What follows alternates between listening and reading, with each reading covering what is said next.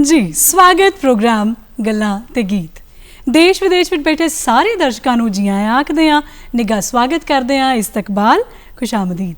तुहाडा ये प्रोग्राम, तुहाडा ये सिलसिला जिन्होंने तुसी बड़ी बेसब्री दे नाल उड़ीकदे हो, इंतज़ार करते हो जी इस प्रोग्राम का। तो हाजिर हाँ जी असी प्रोग्राम गल्लां ते गीत लैके। मैं हाँ नवजोत कौर। असी अपने आले दुआले नूं वेखदे हाँ, सब तो पहलां असी अपने घरों ही जे किसी एक छोटे जिन्ने गलबात की संदर्भ की शुरुआत करते हैं। किसी गल के उत्ते किसी नूं हासा आ जाता है, किसी गल के उत्ते किसी दी अखां सिल्लियां हो जांदियां। तो शेक्सपीयर ने बहुत साल पहले ये कह दिता कि ये दुनिया सारी एक रंगमंच है, सानू सारिਆਂ ਨੂੰ एक ਵੱਖਰਾ ਵੱਖਰਾ किरदार दिता है निभाउण वास्ते। असीं आई जाने हाँ, असीं अपना अपना किरदार निभाई जाने हाँ ते अगांह वाले पासे नूं तुर जाने हाँ। इसे तरह ही जिंदगी दे विच रहिंदिआं वो रंगकर्मी जिन्हां ने ये सोच के कि कुदरत जिहड़ी है वो तो हर वेले किते ना किते कुछ ना कुछ ऐसा रंग तमाशा करी बैठी है, तो असीं लोकां तक उन्हां निक्के निक्के तमाशिਆਂ ਨੂੰ, उन्हां निक्के निक्के हाव भावां ਨੂੰ किवें पहुंचाईए। सो रंगमंच की जिहड़ी होंद है कदों शुरू होंदी है, कदों साडे चेतिਆਂ 'ਚ शब्द वसदा है, ये किद्दां विकसित होया, किद्दां अगांह तुरदा है, पीढ़ी दर पीढ़ी किहड़े किहड़े रंगकर्मी इहदे विच अपना अपना योगदान दे के गए, दे भी रहे ने, अगांह भी देणगे। अज दे इस प्रोग्राम गल्लां ते गीत विच रंगमंच दियां किहड़ियां चुनौतियां ने, कित्थों कित्थे ते अगांह किधर नूं ये लैके जा रहा है अपने रंगकर्मियां नूं, रंगमंच नूं देखण वाले उन्हां सारे दर्शकां नूं ते प्रेमियां नूं। उचेचे तौर के उत्ते असी माहिर मेहमान नूं सदा दिता है जी। इस प्रोग्राम दे विच अज दे इस रंगमंच की पूरी दी पूरी दुनिया नूं वो समेटणगे, कित्थों शुरू होया कित्थे लैके जाणगे। तुहानूं जाणू कराउने जी उन्हां दे नाल डॉक्टर वीना अरोड़ा जी, एसोसीएट प्रोफैसर ने जी, हंसराज महिला महाविद्यालय जलंधर दे विच पंजाबी विभाग दे नाल लंबे अरसे तो ने पंजाबी जुबान की महारत, रंगकर्मी भी रहे ने और उस तो बाद अपने बच्चियां अपने विद्यार्थियों के विच इस कला नूं उन्होंने पाया भी है, हौली हौली समय के नाल तराशिया भी है तो इत्थों तक पहुँचाया भी है। मैम बहुत बहुत स्वागत तुहाडा स्टूडियो दे विच। बहुत शुक्रिया नवजोत जी। असी कहने हाँ कि दुनिया जिहड़ी है वो एक रंग तमाशा है, कोई हसदा है, कोई बोलदा है, कोई खिड़दा है, कोई महकदा है, कोई टहकदा है, ये सारा कुछ ये रंगमंच के सारे हाव भाव ही ने। तो फिर ये रंगमंच जिहड़ा है वो जे बाकी कलावां की गल करते हैं उन्हां तों अलहदा किवें है, तो होंद च कदों आया? नवजोत जी, रंगमंच कला की जे गल करिए जी, सब तो पहला तो मैं ये आखांगी कि जिस तरह जलंधर दूरदर्शन का ये प्रोग्राम सीधा प्रसारण है ना, बिल्कुल रंगमंच कला उदां दी है, लाइव टैलीकास्ट जी। और कहते ने कि जे बंदे नूं जिंदा रखना है तो रंगमंच नूं जिंदा रखो जी। और डॉक्टर आतमजीत जी क्या करते हैं कि theatre for existence, existence for theatre जी। सो रंगमंच कला का जिहड़ा उद्देश है वो जीवन ते सभ्याचार नूं कलात्मक ढंग नाल पेश करना जी। ते जिहड़ा रंगमंच है ये केवल समाज का शीशा ही नहीं सगों समाज का मार्गदर्शक है जी। और रंगमंच कला जिहड़ी है साहित्य दी नवजोत बहुत ही सशक्त विधा है, मैं ये कहांगी जी। क्योंकि जिहड़ियां बाकी साहित्य दीयां कलावां ने, नो डाउट कविता, नावल, कहानी, जीवनी, स्वै जीवनी सब पढ़ियां जांदियां ने, नाटक पढ़िया भी जाता है, पर नाटक जदों स्टेज ते एक्टर्स दे राही कारज अभिनय दे नाल पेश किया जाता है तो उहदा प्रभाव कुछ वखरा हुंदा है। और साहित्य दीयां कलावां तो ये इस करके भी वखरा है क्योंकि रंगमंच दे विच होर भी बहुत सारियां कलावां ने, संगीत है, नृत्य है, इस तो इलावा जिहड़ियां एक्सटर्नल एड्स ने वो रंगमंच नाल जुड़ियां होईयां ने जी।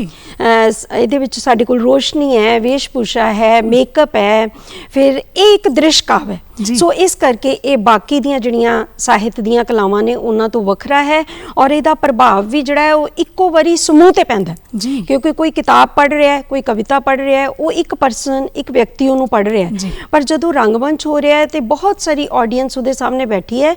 सो ये एक सामूहिक कला है जी रंगमंच। जिन्ने भी उस वेले उन्होंने वेख रहे ने उन्हां सारिਆਂ ਦੇ ਉੱਤੇ ਉਹਦਾ इकट्ठा प्रभाव पैना। बिल्कुल बिल्कुल जी। ਤਾਂ ਹੀ शायद इसे करके उस समय ਦੇ ਵਿੱਚ ਜਦੋਂ ਗੱਡਿਆਂ ਦੇ ਉੱਤੇ ਜਾਂ ਜਦੋਂ ਪਿੰਡਾਂ ਪਿੰਡਾਂ ਵਿੱਚ ਜਾ ਕੇ ਕਸਬਿਆਂ ਕਸਬਿਆਂ ਤੱਕ ਪਹੁੰਚ ਕੇ ਤੇ ਉਹ ਇੱਕ ਵਿਧਾ ਬਣ ਗਈ ਨੁੱਕੜ ਨਾਟਕ। ਬਿਲਕੁਲ ਬਿਲकुल। ਕਦੋਂ ਆਉਂਦਾ ਹੈ ਉਹ ਥੋੜਾ ਜਿਹਾ ਇਤਿਹਾਸ ਬਾਰੇ ਜ਼ਰੂਰ ਸਾਨੂੰ ਜਾਣਕਾਰੀ ਦਿਓ। ਬਿਲਕੁਲ ਨਵਜੋਤ ਜੀ, ਸਾਡੇ ਆਪਾਂ ਜੇ ਦੇਖਦੇ ਹਾਂ, ਆਪਾਂ ਸਭ ਨੂੰ ਪਤਾ ਹੈ ਕਿ ਪੰਜਾਬ ਜਿਹੜਾ ਹੈ ਉਹ ਇੱਕ ਸਰਹੱਦੀ ਸੂਬਾ ਹੈ ਜੀ। ਔਰ ਇੱਥੇ ਹਮੇਸ਼ਾ ਬਹੁਤ ਸਦੀਆਂ ਤੱਕ ਉਥਲ-ਪੁਥਲ ਰਹੀ ਹੈ। ਹਾਲਾਂਕਿ ਕਹਿੰਦੇ ਨੇ ਕਿ ਸਾਹਿਤ ਜਿਹੜਾ ਹੈ ਉਹ ਸਥਾਪਤੀ ਦੇ ਵਿਰੋਧ ਵਿੱਚੋਂ ਪੈਦਾ ਹੁੰਦਾ ਹੈ ਔਰ ਰੰਗਮੰਚ ਕਲਾ ਜਿਹੜੀ ਹੈ ਇਹਦਾ ਮੁੱਢ ਜੇਸੀ ਓਮਾਨ ਹੋਰਾਂ ਦੀ ਇੱਕ ਪੁਸਤਕ ਹੈ, cult, custom and superstitions of India. ਉਹਦੇ ਵਿੱਚ ਉਹਨਾਂ ਨੇ 19ਵੀਂ ਸਦੀ ਦੇ ਵਿੱਚ ਖੇਡੇ ਗਏ ਕੁਝ ਨਾਟਕਾਂ ਦਾ ਜ਼ਿਕਰ ਕੀਤਾ ਹੈ, ਜਿਨ੍ਹਾਂ ਦੇ ਵਿੱਚ ਅਲਾਦੀਨ ਦਾ ਚਿਰਾਗ, ਇੰਦਰ ਸਭਾ, ਪੂਰਨ, ਪ੍ਰਹਿਲਾਦ ਭਗਤ ਤੇ ਇੱਕ ਹੋਰ ਨਾਟਕ ਸੀ ਜਿਹੜਾ 1895 ਵਿੱਚ ਖੇਡੇ ਜਾਣ ਦੀ ਜਾਣਕਾਰੀ ਮਿਲਦੀ ਹੈ ਇਤਿਹਾਸਕ ਹਵਾਲਿਆਂ ਤੋਂ। ਉਸ ਨਾਟਕ ਦਾ ਨਾਮ ਸੀ ਸ਼ਰਾਬਖੋਰ ਜੀ। ਔਰ ਇਹ ਨਾਟਕ ਜਿਹੜਾ ਹੈ ਇਹ ਮੰਨਿਆ ਜਾਂਦਾ ਹੈ ਕਿ ਪਹਿਲਾ ਨਾਟਕ ਹੈ ਜਿਹੜਾ ਖੇਡਿਆ ਗਿਆ। ਇਸ ਤੋਂ ਇਲਾਵਾ ਹੋਰ ਜਿਹੜਾ ਆਪਾਂ ਜੇ ਮੱਧਕਾਲ ਦੇ ਵਿੱਚ ਨਜ਼ਰ ਮਾਰਦੇ ਹਾਂ ਪੰਜਾਬੀ ਰੰਗਮੰਚ ਦੀ, ਵੈਸੇ ਤਾਂ ਇਹ ਕਿਹਾ ਜਾਂਦਾ ਹੈ ਕਿ ਮਨੁੱਖ ਦੇ ਜਨਮ ਨਾਲ ਹੀ ਰੰਗਮੰਚ ਦਾ ਜਨਮ ਹੋਇਆ ਜੀ। ਔਰ ਜਦੋਂ ਆਪਾਂ ਮੱਧਕਾਲ ਦੇ ਵਿੱਚ ਨਜ਼ਰ ਮਾਰਦੇ ਹਾਂ ਤੇ ਸਾਡੇ ਕੋਲ ਜਿਹੜੀ ਗੁਰਬਾਣੀ ਹੈ ਉਹਦੇ ਵਿੱਚ ਵੀ ਸਾਨੂੰ ਰੰਗਮੰਚ ਨਾਲ ਸੰਬੰਧਿਤ ਸ਼ਬਦਾਵਲੀ ਜਿਹੜੀ ਉਹ ਮਿਲਦੀ ਹੈ। ਵਾਇਨ ਚੇਲੇ ਨੱਚਣ ਗੁਰ, ਪੈਰ ਹਿਲਾਇਨ ਫੇਰਨ ਸਿਰ। ਔਰ ਇਸ ਤੋਂ ਇਲਾਵਾ ਸਾਡੇ ਕੋਲ ਉਸ ਜਿਹੜੀ 19ਵੀਂ ਸਦੀ ਹੈ ਉਹਦੇ ਵਿੱਚ ਭੰਡ, ਮਰਾਸੀ, ਨਕਲੀਏ, ਬਹੁਰੂਪੀਏ, ਇਹ ਸਾਰਾ ਕੁਝ ਸਾਡੇ ਨਾਲ ਨਾਲ ਚੱਲਿਆ ਆਇਆ, ਜਿਹੜਾ ਅੱਜ ਵੀ ਅਸੀਂ ਦੇਖਦੇ ਹਾਂ ਕਿ ਅੱਜ ਦਾ ਜਿਹੜਾ ਆਧੁਨਿਕ ਰੰਗਮੰਚ ਹੈ ਉਹਦੇ ਵਿੱਚ ਇਹਦੀ ਵਰਤੋਂ ਹੁੰਦੀ ਹੈ। ਅੱਜ ਵੀ ਅਸੀਂ ਭੰਡਾਂ ਦੇ ਰੂਪ ਵਿੱਚ ਨਾਟਕਾਂ ਦੇ ਵਿੱਚ ਦੇਖਦੇ ਹਾਂ। ਔਰ ਡਾਕਟਰ ਹਰਚਰਨ ਸਿੰਘ ਹੋਰਾਂ ਦੀ ਇੱਕ ਕਿਤਾਬ ਹੈ ਹੜੱਪਾ ਤੋਂ ਹਰੀ ਕ੍ਰਾਂਤੀ ਤੱਕ, ਉਹਦੇ ਵਿੱਚ ਉਹਨਾਂ ਨੇ ਇਸ ਗੱਲ ਦਾ ਜ਼ਿਕਰ ਕੀਤਾ ਹੈ ਕਿ ਜਿਹੜੀ ਖੁਦਾਈ ਹੈ ਉਹਦੇ ਤੋਂ ਨਿਰਤਕਾਰ ਦੀ ਮੂਰਤੀ ਮਿਲੀ ਹੈ, ਮੁਖੌਟੇ ਮਿਲੇ ਨੇ, ਮੁਕਟ ਮਿਲੇ ਨੇ, ਉਹ ਸਾਰੇ ਅੱਜ ਵੀ ਰੰਗਮੰਚ ਸ਼ੈਲੀ ਦੇ ਵਿੱਚ ਵਰਤੇ ਜਾਂਦੇ ਨੇ। ਸੋ ਰੰਗਮੰਚ ਦੀ ਪਰੰਪਰਾ ਤਾਂ ਨਵਜੋਤ ਜੀ ਹਜ਼ਾਰਾਂ ਸਾਲ ਇਹ ਪੁਰਾਣੀ ਹੈ ਜੀ। ਇਹ ਪਤਾ ਹੀ ਨਹੀਂ ਹੈ ਹੁਣ ਵੀ ਸਰ ਕਦੋਂ ਤੋਂ ਸਾਡੇ ਚੇਤਿਆਂ ਦੇ ਵਿੱਚ ਵਸੀ ਹੋਈ ਹੈ। ਬਿਲਕੁਲ ਬਿਲਕੁਲ। ਰੰਗਮੰਚ ਜਿਹੜਾ ਹੈ, ਜੇ ਹੁਣ ਅਸੀਂ ਆਧੁਨਿਕ ਰੰਗਮੰਚ ਵਾਲੇ ਪਾਸੇ ਨੂੰ ਤੁਰਦੇ ਹਾਂ ਤੇ ਉਹਦੀ ਹਮੇਸ਼ਾ ਨਵੀਂ ਚੀਜ਼ ਜਿਹੜੀ ਹੈ ਨਾ ਉਹ ਪੁਰਾਣੀ ਇਮਾਰਤ ਦੇ ਉੱਤੇ ਖੜੀ ਹੁੰਦੀ ਹੈ। ਬਿਲਕੁਲ। ਅਸੀਂ ਨਵਾਂ ਤਾਂ ਬਣਾਈ ਜਾਂਦੇ ਹਾਂ ਪਰ ਉਹਦੇ ਪਿੱਛੇ ਪੁਰਾਣਕਤਾ ਜਿਹੜੀ ਹੈ ਨਾ ਉਹ ਬਿਲਕੁਲ ਐਨ ਸਥਿਰ ਕਾਬਜ਼ ਪਈ ਹੁੰਦੀ ਹੈ। ਬਿਲਕੁਲ। ਸੋ ਉਹ ਜਿਹੜੇ ਰੰਗ ਕਰਮੀ ਜਿਨ੍ਹਾਂ ਨੇ ਕਦੇ ਸੋਚਿਆ ਹੋਣਾ ਵੀ ਇੱਦਾਂ ਦਾ ਕੁਝ ਘੜਿਆ ਜਾਵੇ, ਇੱਦਾਂ ਦਾ ਕੁਝ ਬਣਾਇਆ ਜਾਵੇ ਜਿਹਦੇ ਨਾਲ ਸਾਡੇ ਅੰਦਰ ਤਾਂ ਬੜੇ ਵਲਵਲੇ ਨੇ, ਬਹੁਤ ਕੁਝ ਚੱਲਦਾ, ਲੋਕਾਂ ਤੱਕ ਕਿਵੇਂ ਪਹੁੰਚਾਈਏ। ਤਾਂ ਉਹ ਜਿਹੜੀਆਂ ਰੰਗ ਮੰਡਲੀਆਂ ਹੋਂਦ 'ਚ ਆਈਆਂ, ਰੰਗ ਘਰ, ਨਾਟ ਘਰ ਹੋਂਦ ਵਿੱਚ ਆਏ, ਸੋ ਉਹਨਾਂ ਦੇ ਬਾਰੇ ਵੀ ਉਹ ਕਦੋਂ ਉਹਨਾਂ ਦੀ ਅਹਿਮੀਅਤ ਲੋਕਾਂ ਨੂੰ ਮਹਿਸੂਸ ਹੋਈ, ਜਾਂ ਉਹ ਰੰਗ ਕਰਮੀਆਂ ਦੇ ਨਾਮ ਜਿਨ੍ਹਾਂ ਨੇ ਉਹ ਲੋੜ ਮਹਿਸੂਸ ਕੀਤੀ ਤੇ ਸਾਨੂੰ ਸੁਸਾਇਟੀ ਦੇ ਵਿੱਚ, ਸਮਾਜ ਦੇ ਵਿੱਚ ਦੇਖਣ ਨੂੰ ਮਿਲੇ। ਬਿਲਕੁਲ ਠੀਕ। ਤੁਹਾਡੇ ਸਵਾਲ ਦੇ ਵਿੱਚ ਇੱਕ ਆਧੁਨਿਕ ਸ਼ਬਦ ਆਇਆ ਜੀ। ਤਾਂ ਜੇ ਮੈਂ ਇਹ ਕਹਾਂ ਕਿ ਆਧੁਨਿਕ ਪੰਜਾਬੀ ਰੰਗਮੰਚ ਦੀ ਸ਼ੁਰੂਆਤ ਜਿਹੜੀ ਹੈ ਉਹ ਆਇਰਲੈਂਡ ਤੋਂ ਆਈ ਇੱਕ ਆਇਰਿਸ਼ ਲੇਡੀ ਨੋਰਾ ਰਿਚਰਡ ਦੀ ਪ੍ਰੇਰਨਾ ਨਾਲ ਹੁੰਦੀ ਹੈ। ਉਹਨਾਂ ਨੇ ਲਾਹੌਰ ਦੇ ਵਿੱਚ ਜਿਹੜਾ ਸੀਗਾ ਇੱਕ ਮੁਕਾਬਲਾ ਕਰਵਾਇਆ। ਉਸ ਮੁਕਾਬਲੇ ਦੇ ਵਿੱਚ 3 ਇਕਾਂਗੀ ਜਿਹੜੇ ਸੀ ਉਹ ਹੋਏ, ਲਿਖੇ ਗਏ ਤੇ ਉਹਦੇ ਵਿੱਚੋਂ ਇੱਕ ਇਕਾਂਗੀ ਜਿਹੜਾ ਸੀ ਆਈਸੀ ਨੰਦਾ, ਈਸ਼ਵਰ ਚੰਦਰ ਨੰਦਾ ਦੁਆਰਾ ਲਿਖਿਆ ਹੋਇਆ ਸੁਹਾਗ ਇਕਾਂਗੀ, ਉਹਦੇ ਨਾਲ ਇਹ ਇਤਿਹਾਸਕ ਹਵਾਲਿਆਂ ਤੋਂ ਇਹ ਮੰਨਿਆ ਜਾਂਦਾ ਹੈ ਕਿ ਉਹਦੇ ਨਾਲ ਪੰਜਾਬੀ ਰੰਗਮੰਚ ਦੀ ਸ਼ੁਰੂਆਤ ਹੁੰਦੀ ਹੈ। ਇਹ ਸਮਾਂ ਹੈ 1913 ਦਾ, 20ਵੀਂ ਸਦੀ ਦਾ। ਉਸ ਤੋਂ ਬਾਅਦ ਇਹ ਜਿਹੜਾ ਪੰਜਾਬੀ ਰੰਗਮੰਚ ਹੈ ਉਦੋਂ ਹੀ ਪਹਿਲੀ ਰੰਗ ਮੰਡਲੀ ਬਣੀ। ਤੁਸੀਂ ਰੰਗ ਮੰਡਲੀਆਂ ਦਾ ਜ਼ਿਕਰ ਕੀਤਾ ਹੈ, ਨੋਰਾ ਰਿਚਰਡ ਨੇ ਸਰਸਵਤੀ ਸਟੇਜ ਸੁਸਾਇਟੀ ਜਿਹੜੀ ਉਹ ਪਹਿਲੀ ਵਾਰੀ ਬਣਾਈ। ਉਸ ਤੋਂ ਬਾਅਦ ਫਿਰ ਪੰਜਾਬੀ ਨਾਟਕ ਸਭਾ, ਸਕਾਊਟ ਡਰਾਮੈਟਿਕ ਕਲੱਬ ਤੇ ਲਿਟਲ ਥੀਏਟਰ ਗਰੁੱਪ, ਬਹੁਤ ਸਾਰੇ ਗਰੁੱਪ ਜਿਹੜੇ ਸੀ ਉਹ ਹੋਂਦ ਵਿੱਚ ਆ ਗਏ।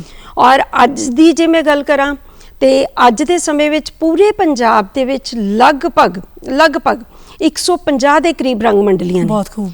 ਜਿਨ੍ਹਾਂ ਦੇ ਵਿੱਚੋਂ 40 ਦੇ ਕਰੀਬ ਰੰਗ ਮੰਡਲੀਆਂ ਜਿਹੜੀਆਂ ਨੇ ਉਹ ਮਾਝੇ ਖਿੱਤੇ ਵਿੱਚ ਹੀ ਨੇ। ਹਾਲਾਂਕਿ ਮੈਂ ਇਹ ਕਹਾਂਗੀ ਕਿ ਬਹੁਤ ਸਾਰੀਆਂ ਰੰਗ ਮੰਡਲੀਆਂ ਲਗਾਤਾਰਤਾ ਨਾਲ ਰੰਗਮੰਚ ਨਹੀਂ ਕਰਦੀਆਂ, ਪਰ ਫਿਰ ਵੀ ਇਹਨਾਂ ਮੰਡਲੀਆਂ ਨੇ ਪੰਜਾਬੀ ਰੰਗਮੰਚ ਨੂੰ ਇੱਕ ਲਗਾਤਾਰਤਾ ਜ਼ਰੂਰ ਬਖਸ਼ੀ ਹੈ ਜੀ। ਔਰ ਤੁਹਾਡਾ ਅਗਲਾ ਜਿਹੜਾ ਸਵਾਲ ਸੀਗਾ ਨਾਟਘਰ ਬਾਰੇ, ਮੈਂ ਇੱਥੇ ਦੱਸਣਾ ਚਾਹਾਂਗੀ ਕਿ 1909 ਦੇ ਵਿੱਚ ਪਹਿਲਾ ਨਾਟਘਰ ਜਿਹੜਾ ਹੈ ਉਹ ਮਾਣਾ ਸਿੰਘ ਦਾ ਮੰਡੂਆ ਅੰਮ੍ਰਿਤਸਰ ਦੇ ਵਿੱਚ ਬਣਿਆ। ਅਸਲ ਦੇ ਵਿੱਚ ਨਵਜੋਤ ਉਹ ਥੀਏਟਰ ਹਾਲ ਸੀਗਾ, ਪੰਜਾਬ ਦਾ ਪਹਿਲਾ ਸਿਨੇਮਾ ਹਾਲ। ਔਰ ਉਹਦੇ ਨਾਲ ਹੀ ਥੀਏਟਰ ਕਰਨ ਦੇ ਲਈ ਇੱਕ ਸਟੇਜ ਬਣੀ ਹੋਈ ਸੀ ਔਰ ਉਹਦੇ ਅੰਦਰ ਇਹ ਕਿਹਾ ਜਾਂਦਾ ਹੈ ਕਿ 2000 ਦਰਸ਼ਕਾਂ ਦੇ ਬੈਠਣ ਦੀ ਕੈਪੈਸਿਟੀ ਸੀ। ਔਰ ਇਸ ਦੇ ਨਾਲ ਹੀ ਉਹਦੇ ਅੰਦਰ ਕੰਟੀਨ ਸੀ, ਕਲਾਕਾਰਾਂ ਦੇ ਰਹਿਣ ਲਈ ਕਮਰੇ ਸਨ। ਸੋ ਉਸ ਤੋਂ ਬਾਅਦ ਫਿਰ ਬਹੁਤ ਸਾਰੇ ਨਾਟਘਰ ਹੋਂਦ ਵਿੱਚ ਆਏ। ਜੇ ਮੈਂ ਅੰਮ੍ਰਿਤਸਰ ਦੀ ਗੱਲ ਕਰਾਂ, ਸਾਡੇ ਕੋਲ ਉੱਥੇ ਵਿਰਸਾ ਵਿਹਾਰ ਹੈ, ਆਰਟ ਗੈਲਰੀ ਹੈ, ਉਸ ਤੋਂ ਇਲਾਵਾ ਪੰਜਾਬ ਨਾਟਸ਼ਾਲਾ ਹੈ, ਕੇਵਲ ਧਾਲੀਵਾਲ ਹੋਰਾਂ ਦਾ ਮੰਚ ਰੰਗਮੰਚ ਭਵਨ ਹੈ, ਦਲਜੀਤ ਸੋਨਾ ਹੋਰਾਂ ਦਾ ਹੈ, ਹੋਰ ਵੀ ਬਹੁਤ ਸਾਰੇ। ਬਿਆਸ ਦੇ ਵਿੱਚ ਹੰਸਾ ਸਿੰਘ ਨੇ ਆਪਣੇ ਨਿੱਜੀ ਯਤਨਾਂ ਦੇ ਨਾਲ ਇੱਕ ਥੀਏਟਰ ਘਰ ਬਣਾਇਆ ਹੈ, ਸੋਮਪਾਲ ਹੀਰਾ ਜੀ ਨੇ ਇੱਕ ਥੀਏਟਰ ਘਰ ਬਣਾਇਆ ਹੈ, ਮੁੱਲਾਂਪੁਰ ਦੇ ਵਿੱਚ ਇੱਕ ਥੀਏਟਰ ਘਰ ਹੈ, ਬਹੁਤ ਸਾਰੇ ਨਾਟਘਰ ਨੇ। ਔਰ ਕਿਉਂਕਿ ਨਾਟਘਰ ਪੰਜਾਬੀ ਰੰਗਮੰਚ ਨੂੰ ਲਗਾਤਾਰਤਾ ਬਖਸ਼ਦੇ ਨੇ, ਕਿਉਂਕਿ ਦੇਖੋ ਨਾਟਕ ਜਿਹੜੇ ਨੇ ਉਹ ਕਈ ਤਰ੍ਹਾਂ ਦੇ ਨੇ, ਨੁੱਕੜ ਨਾਟਕ ਨੇ, ਪੂਰੇ ਨਾਟਕ ਨੇ, ਲਘੂ ਨਾਟਕ ਨੇ, ਪਰ ਨੁੱਕੜ ਨਾਟਕ ਅਸੀਂ ਕਿਤੇ ਵੀ ਖੇਡ ਸਕਦੇ ਹਾਂ, ਪਰ ਜਿਹੜਾ ਪ੍ਰੋਸੀਨੀਅਮ ਸਟੇਜ ਦਾ ਨਾਟਕ ਹੈ ਉਹਦੇ ਲਈ ਸਟੇਜ ਵੀ ਚਾਹੀਦੀ ਹੈ ਔਰ ਦਰਸ਼ਕਾਂ ਦੇ ਬੈਠਣ ਲਈ ਜਗ੍ਹਾ ਵੀ ਚਾਹੀਦੀ ਹੈ। ਸੋ ਇਸ ਕਰਕੇ ਜਿੰਨੇ ਵੀ ਇਹ ਨਾਟਘਰ ਬਣੇ ਹੋਏ ਨੇ ਪੰਜਾਬ ਦੇ ਵਿੱਚ, ਤਾਂ ਇਹਨਾਂ ਦੀ ਬਹੁਤ ਅਹਿਮੀਅਤ ਹੈ, ਔਰ ਇਹਨਾਂ ਨੇ ਹੀ ਪੰਜਾਬੀ ਰੰਗਮੰਚ ਨੂੰ ਲਗਾਤਾਰਤਾ ਵੀ ਬਖਸ਼ੀ ਹੈ ਔਰ ਪੰਜਾਬੀ ਰੰਗਮੰਚ ਨੂੰ ਪ੍ਰਫੁੱਲਿਤ ਕਰਨ ਦੇ ਵਿੱਚ ਅਹਿਮ ਭੂਮਿਕਾ ਨਿਭਾਈ ਹੈ। ਜੀ, ਤੁਸੀਂ ਕਿੰਨੇ ਸਾਰੇ ਨਾਮ ਗਿਣਾਏ ਵੀ ਇਹਨਾਂ ਦੇ ਯੋਗਦਾਨ ਦੇ ਸਦਕਾ ਇਹ ਰੰਗ ਮੰਡਲੀਆਂ, ਇਹ ਨਾਟਘਰ ਹੋਂਦ 'ਚ ਆਏ। ਬਿਲਕੁਲ, ਜਦੋਂ ਹੋਂਦ 'ਚ ਆ ਜਾਂਦੇ ਹੈ, ਸਮਾਜ ਨੂੰ ਫਿਰ ਇੱਕ ਚਿਹਰਾ ਬਖਸ਼ਦੇ ਨੇ, ਬਿਲਕੁਲ ਸਮਾਜ ਨੂੰ ਇੱਕ ਸੇਧ ਦਿੰਦੇ ਨੇ, ਬਿਲਕੁਲ, ਤੇ ਉਹ ਸੇਧ ਜਿਹੜੀ ਹੈ ਹੁਣ ਤੱਕ ਚੱਲਦੀ ਆ ਰਹੀ ਹੈ। ਸੋ ਉਹ ਕਈ ਤਰ੍ਹਾਂ ਦੇ ਅਜਿਹੇ ਮੁੱਦੇ, ਕਈ ਲਹਿਰਾਂ ਇਹਦੇ ਵਿੱਚ ਸ਼ਾਮਿਲ ਹੋਈਆਂ ਵੀ ਉਹਨਾਂ ਨੂੰ ਵੀ ਉਹਨਾਂ ਨੇ ਆਪਣਾ ਮੁੱਦਾ ਬਣਾਇਆ ਵੀ ਉਹ ਇੰਨੇ ਪੜਾਅ ਲੰਘਦਾ ਜਿਹੜਾ ਰੰਗਮੰਚ ਹੈ ਉਹ ਹੁਣ ਸਾਡੇ ਕੋਲ ਆਧੁਨਿਕਤਾ ਦੇ ਸਿਖਰ ਤੇ ਪਹੁੰਚਿਆ। ਬਿਲਕੁਲ। ਸੋ ਉਹ ਪੜਾਅ ਦੀ ਜਿਹੜੀ ਜਾਣਕਾਰੀ ਹੈ ਉਹ ਵਾਲੇ ਰਾਹ ਦੇ ਉੱਤੇ ਵੀ ਤੁਰਨਾ ਜ਼ਰੂਰ ਚਾਹਾਂਗੇ। ਬਿਲਕੁਲ ਨਵਜੋਤ ਜੀ, ਬਹੁਤ ਸਾਰੇ ਦੌਰ ਦੇਖ ਚੁੱਕਿਆ ਪੰਜਾਬੀ ਰੰਗਮੰਚ। ਜੇ ਆਪਾਂ ਇਹਨੂੰ ਕਾਲਕ੍ਰਮ ਦੇ ਅਨੁਸਾਰ ਵੰਡਣਾ ਹੋਏ ਤਾਂ ਆਪਾਂ ਕਹਿ ਸਕਦੇ ਹਾਂ ਕਿ ਮੁੱਢ ਤੋਂ ਲੈ ਕੇ ਇੱਕ ਇਹਦਾ ਦੌਰ ਜਿਹੜਾ ਹੈ ਉਹ 1849 ਤੱਕ ਬਣਦਾ ਹੈ, ਤੇ ਫਿਰ 1849 ਤੋਂ 1913 ਤੱਕ, 1913 ਤੋਂ 1947 ਤੱਕ, ਜਿਹੜਾ ਕਿ ਸਾਡੇ ਕੋਲ ਪੂਰਵ ਸੁਤੰਤਰਤਾ ਕਾਲ ਹੈ। ਉਸ ਤੋਂ ਬਾਅਦ ਉੱਤਰ ਸੁਤੰਤਰਤਾ ਕਾਲ ਦੇ ਵਿੱਚ ਜਦੋਂ ਆਪਾਂ ਜਾਂਦੇ ਹਾਂ ਤੇ ਸਾਡੇ ਕੋਲ 1947 ਤੋਂ 66 ਤੱਕ, 66 ਤੋਂ 75 ਤੱਕ, 1975 ਤੋਂ 2000 ਤੱਕ, ਤੇ 2000 ਤੋਂ ਲੈ ਕੇ 21ਵੀਂ ਸਦੀ ਤੱਕ।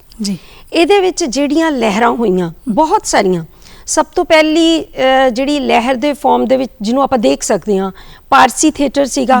ਫਿਰ ਸਾਡੇ ਕੋਲ ਟੈਂਪਰੈਂਸ ਸੁਸਾਇਟੀਆਂ ਦਾ ਰੰਗਮੰਚ ਆ ਜਾਂਦਾ ਹੈ। ਫਿਰ ਸਾਡੇ ਕੋਲ ਪ੍ਰੀਤਨਗਰ ਦਾ ਰੰਗਮੰਚ ਆ ਜਾਂਦਾ ਹੈ, ਜਿਹਦੀ ਗੱਲ ਮੈਂ ਪ੍ਰੀਤਨਗਰ ਦੇ ਰੰਗਮੰਚ ਦੀ ਇੱਕ ਬਹੁਤ ਵੱਡੀ ਭੂਮਿਕਾ ਹੈ ਪੰਜਾਬੀ ਰੰਗਮੰਚ ਨੂੰ ਵਿਕਸਿਤ ਕਰਨ ਦੇ ਵਿੱਚ। ਗੁਰਬਖਸ਼ ਸਿੰਘ ਪ੍ਰੀਤਲੜੀ, ਓਮਾ ਪ੍ਰੀਤਲੜੀ, ਹਿਰਦੇਪਾਲ ਜੀ, ਇਹਨਾਂ ਦਾ ਇੱਕ ਬਹੁਤ ਵੱਡਾ ਰੋਲ ਹੈ। ਤਾਂ ਇਹਦੇ ਵਿੱਚ ਮੈਂ ਕਹਿਣਾ ਚਾਹਾਂਗੀ ਕਿ ਇਸ ਤੋਂ ਬਾਅਦ ਜਿਹੜੀਆਂ ਲਹਿਰਾਂ ਹੁੰਦੀਆਂ ਉਹ ਇਪਟਾ ਲਹਿਰ ਹੈ, ਜਿਸ ਨੇ ਪੰਜਾਬੀ ਰੰਗਮੰਚ ਨੂੰ ਬਹੁਤ ਵੱਡੇ ਮੁਕਾਮ ਤੇ ਪਹੁੰਚਾਇਆ। ਔਰ ਉਸ ਤੋਂ ਬਾਅਦ ਸਿੱਖ ਗੁਰੂਆਂ ਦੀਆਂ ਜਿਹੜੀਆਂ ਸ਼ਤਾਬਦੀਆਂ ਸੀ ਉਹਨਾਂ ਨਾਲ ਸੰਬੰਧਿਤ ਇੱਕ ਲਹਿਰ ਉਤਪੰਨ ਹੁੰਦੀ ਹੈ, ਤੇ ਉਸ ਤੋਂ ਬਾਅਦ ਪੰਜਾਬ ਸੰਕਟ ਨਾਲ ਸੰਬੰਧਿਤ ਇੱਕ ਲਹਿਰ ਉਤਪੰਨ ਹੁੰਦੀ ਹੈ। ਬੇਸ਼ੱਕ ਸਮੇਂ-ਸਮੇਂ ਤੇ ਲਹਿਰਾਂ ਜਿਹੜੀਆਂ ਉਤਪੰਨ ਹੋਈਆਂ, ਫਿਰ ਕੁਝ ਮੱਧਮ ਵੀ ਹੋਈਆਂ, ਪਰ ਕਿਤੇ ਨਾ ਕਿਤੇ ਪੰਜਾਬੀ ਰੰਗਮੰਚ ਜਿਹੜਾ ਹੈ ਉਹ ਇਹਨਾਂ ਦੇ ਰਾਹੀਂ ਬਹੁਤ ਅੱਗੇ ਆਇਆ। ਤੇ ਹੁਣ ਸਾਡੇ ਕੋਲ ਗਲੋਬਲਾਈਜੇਸ਼ਨ ਦਾ ਦੌਰ ਹੈ, ਮੰਡੀਕਰਨ ਹੈ, ਵਿਸ਼ਵੀਕਰਨ ਹੈ, ਹੁਣ ਉਹਦੇ ਨਾਲ ਸੰਬੰਧਿਤ। ਸੋ ਕੁੱਲ ਮਿਲਾ ਕੇ ਸਾਡੇ ਕੋਲ ਇਸ ਵੇਲੇ 5 ਪੀੜ੍ਹੀਆਂ ਦੇ ਨਾਟਕਕਾਰ ਤੇ ਰੰਗਕਰਮੀ ਪੰਜਾਬੀ ਰੰਗਮੰਚ ਦੇ ਵਿੱਚ ਕਾਰਜਸ਼ੀਲ ਨੇ। ਜੀ, ਤੇ ਉਹ ਜਿਹੜੇ ਪੀੜ੍ਹੀ ਦਰ ਪੀੜ੍ਹੀ ਇੱਕ ਦੀ ਸੋਚ ਦੂਸਰੇ ਨੇ ਆਪਣੇ ਅੰਦਰ ਆਤਮਸਾਤ ਕੀਤੀ, ਤੇ ਉਹਦੀ ਸੋਚ ਜਿਹੜੀ ਹੈ ਉਹ ਗਾਂ ਉਹਨਾਂ ਨਾਟਕਾਂ ਦੇ ਵਿੱਚ ਨਜ਼ਰ ਆਉਂਦੀ ਹੈ। ਬੜੇ ਸਾਰੇ ਨਾਮ ਨੇ ਇਹ ਸਤਿਕਾਰਯੋਗ ਅਜਿਹੀਆਂ ਸ਼ਖਸੀਅਤਾਂ ਨੇ ਜਿਨ੍ਹਾਂ ਨੂੰ ਗੁੜਤੀ 'ਚ ਹੀ ਰੰਗਮੰਚ ਮਿਲਿਆ। ਉਹਨਾਂ ਨੇ ਰੰਗਮੰਚ ਨੂੰ ਪੜ੍ਹਿਆ, ਘੋਖਿਆ, ਹੰਢਾਇਆ, ਤੇ ਅਗਾਂਹ ਉਸ ਰੰਗਮੰਚ ਦੇ ਉਹ ਕਿਰਦਾਰ ਦੇ ਵਾਂਗ ਪਹਿਲਾਂ ਉਤਰੇ।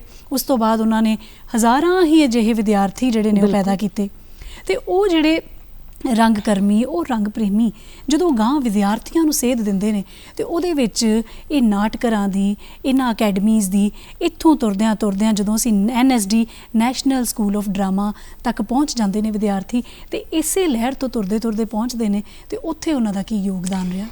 ਦੇਖੋ, ਜਿਹੜੇ ਨਾਟਕਰਮੀਆਂ ਦੀ ਨਵਜੋਤ ਜੀ ਤੁਸੀਂ ਗੱਲ ਕੀਤੀ ਹੈ, ਜੇ ਮੈਂ ਜ਼ਿਕਰ ਕਰਾਂ ਤੇ IC ਨੰਦਾ, ਡਾਕਟਰ ਹਰਚਰਨ ਸਿੰਘ, ਬਲਵੰਤ ਗਾਰਗੀ, ਕਪੂਰ ਸਿੰਘ ਘੁੰਮਣ, ਸੁਰਜੀਤ ਸਿੰਘ ਸੇਠੀ, ਸਰਦਾਰਜੀਤ ਬਾਵਾ, ਕਿੰਨੇ ਹੀ ਨਾਮ ਨੇ, ਗੁਰਸ਼ਰਨ ਭਾਜੀ, ਕੇਵਲ ਧਾਲੀਵਾਲ, ਮੁਕੇਸ਼ ਕੁੰਦਰਾ, ਦਲਜੀਤ ਸੋਨਾ, ਗੁਰਿੰਦਰ ਮਕਨਾ, और डॉक्टर साहब सिंह, संगीता गुप्ता, फिर कीर्ति किरपाल, टोनी बातिश, अनेਕਾਂ नाम ने जिन्हां ने इस पंजाबी रंगमंच की लहर ਨੂੰ ਆਪਣੇ ਯਤਨਾਂ ਸਦਕਾ ਅੱਗੇ ਤੋਰਿਆ। ਔਰ ਇਹਨਾਂ ਦੇ ਵਿੱਚੋਂ ਬਹੁਤ ਸਾਰੇ ਅਜਿਹੇ ਨੇ ਜਿਹੜੇ ਸਕੂਲ ਕਾਲਜਾਂ ਦੇ ਵਿੱਚ ਵਰਕਸ਼ਾਪਾਂ ਲਗਾ ਕੇ ਵਿਦਿਆਰਥੀਆਂ ਨੂੰ ਟ੍ਰੇਨਿੰਗ ਦਿੰਦੇ ਨੇ।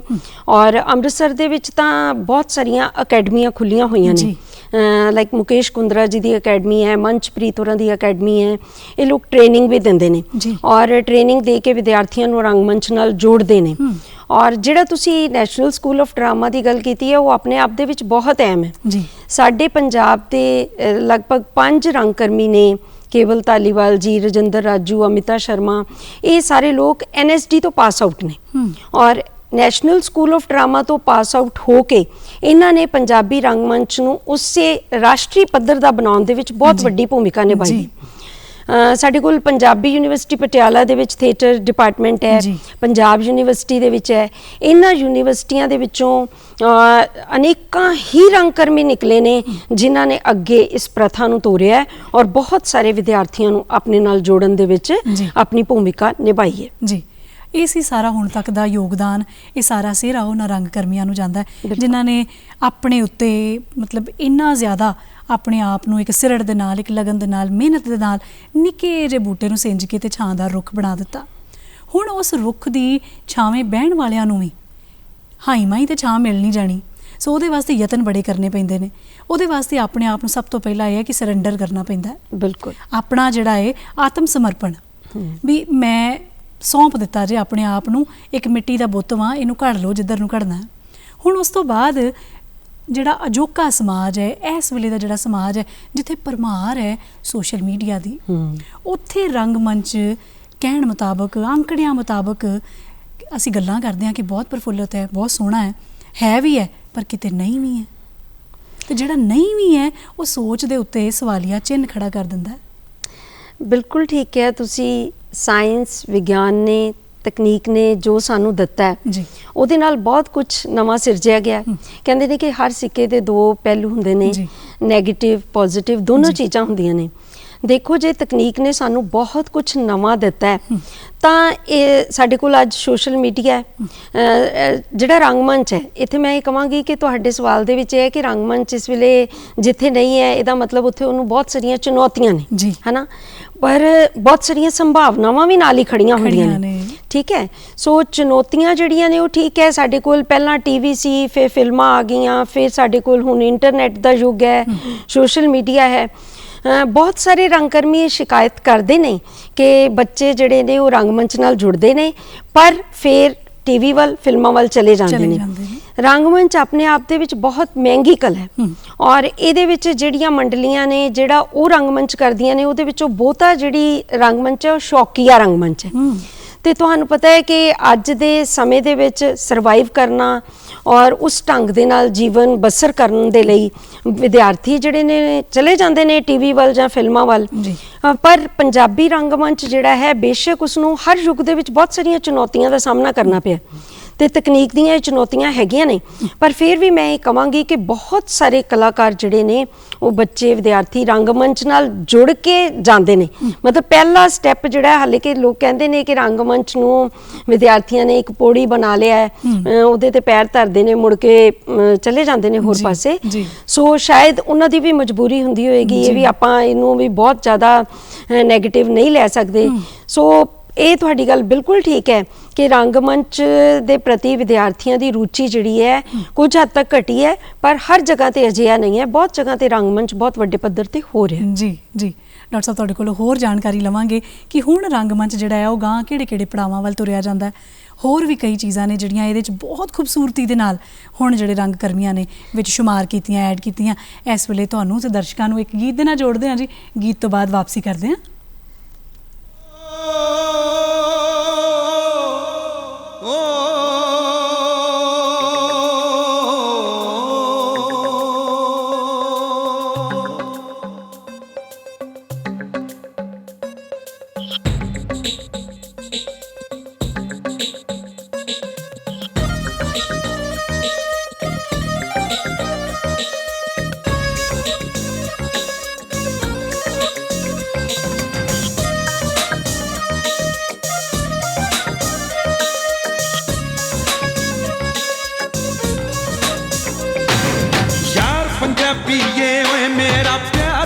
पंजाबीए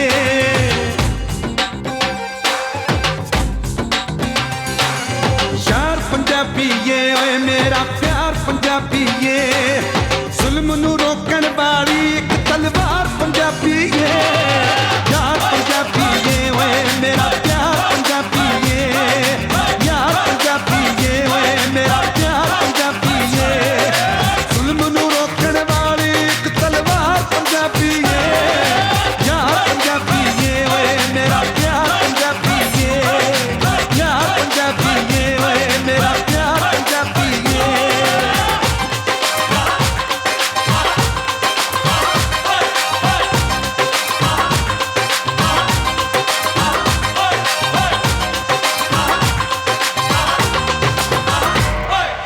महफिल दी जिंद जान पंजाबी शेर ने गल्लां नू जिद्दड़ शेर नहीं बनते कदे रंगा के थल्ला नू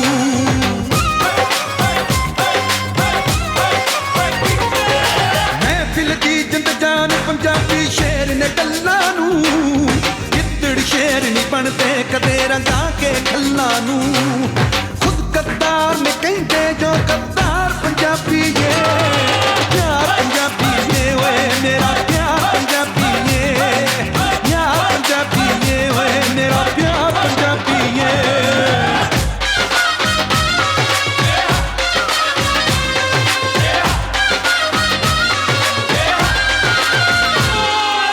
ए भी रब दी बख्शिश खुली जिंदगी जीवन दी जदों खुरक जी उठे दिल नू दारू पीवण दी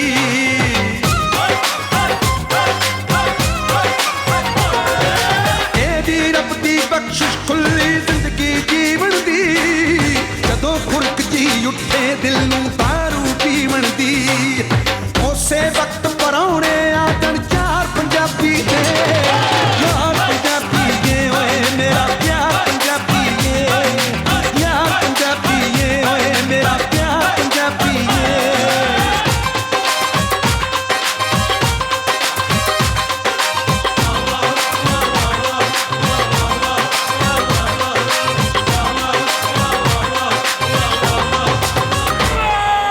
अपना आप मजाक उडाउणा जिसनू आउंदा ए ओ दूजे दी खिल्ली सजणा कदों उडाउंदा ए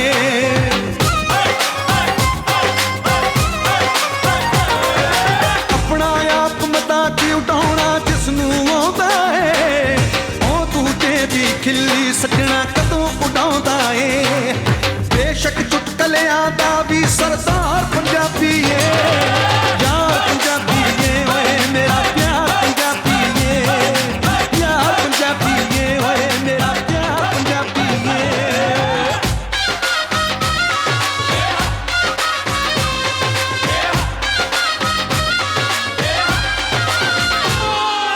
एक अमृत दी बूंद ही काफी अग बुझावण लई इक्को सिर ही काफी हुंदा कौम जगावण लई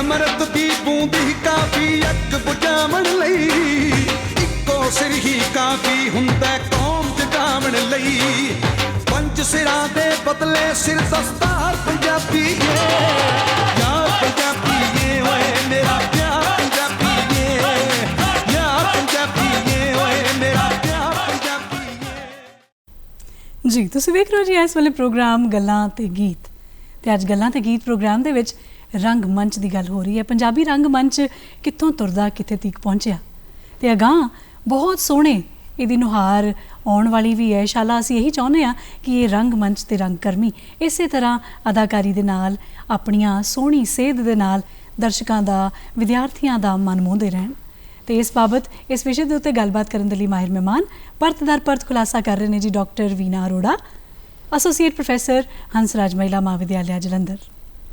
ਅਸੀਂ ਗੱਲ ਕਰਕੇ ਹਟੇ ਸੀ ਇਸ ਗੀਤ ਤੋਂ ਪਹਿਲਾਂ ਕਿ ਰੰਗ ਮੰਚ ਦੇ ਵਿੱਚ ਜਿਹੜੀਆਂ ਹੁਣ ਚੁਣੌਤੀਆਂ ਨੇ ਤੇ ਜੇ ਚੁਣੌਤੀਆਂ ਦੇ ਨਾਲ ਨਾਲ ਉਹਨੇ ਦਿੱਤਾ ਵੀ ਬਹੁਤ ਕੁਝ ਹੈ ਲੋਕਾਂ ਨੂੰ। ਬਿਲਕੁਲ ਉਹ ਰੰਗ ਮੰਚ ਜਿੱਥੇ ਸਿਰਫ ਹਾਵ ਭਾਵ ਹੀ ਚੱਲਦੇ ਸੀ, ਪੂਰੀ ਜੱਦੋ ਜਹਿਦ ਚੱਲਦੀ ਸੀ, ਮਿਹਨਤ ਚੱਲਦੀ ਸੀ, ਹੁਣ ਇਸ ਵੇਲੇ ਉਹ ਜਿਹੜਾ ਹੈ ਥੋੜ੍ਹਾ ਜਿਹਾ ਉਹਦੇ ਵਿੱਚ ਯੋਗਦਾਨ, ਥੋੜ੍ਹਾ ਨਹੀਂ ਮੈਂ ਕਹੂੰਗੀ ਬਹੁਤਾ ਹੀ, ਤਕਨੀਕ ਨੇ ਵੀ ਪਾ ਲਿਆ।